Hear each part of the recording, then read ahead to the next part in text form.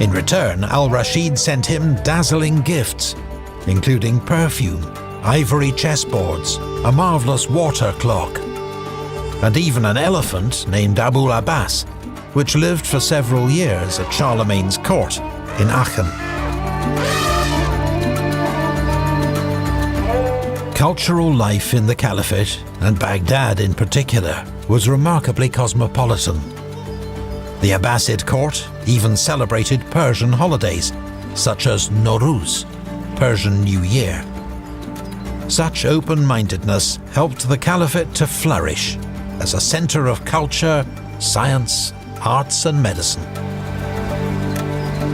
The centre of learning was the city's famous library, Beit al-Hikmah, the House of Wisdom, though little of its function is known today.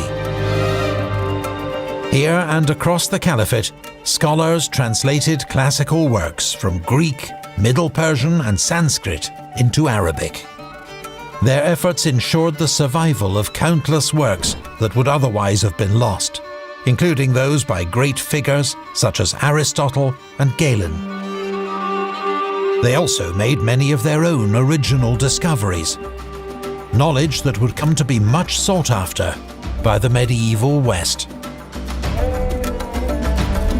Baghdad's scholars led the world in many fields. Al-Kindi, known as the philosopher of the Arabs, was a famed polymath who wrote on logic, psychology, astronomy, astrology, and many other topics. Al-Khwarizmi's contribution to mathematics led to him being dubbed the father of algebra. The Latinized version of his name, Algorithmus, is the origin of our word algorithm. The Christian scholar Hunayn ibn Ishaq was nicknamed the Sheikh of Translators for his role translating ancient texts into Arabic. Material culture also flourished under the Abbasids, with the introduction of glazed pottery in the 9th century, allowing new artistic possibilities. Many colourful pieces, decorated with animals and Kufic lettering, have been discovered across the former caliphate from this period.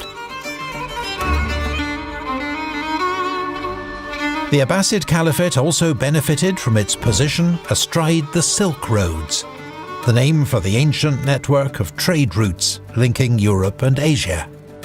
Valuable imports travelled along this route, such as silk, spices, ivory, gemstones, and even thoroughbred horses.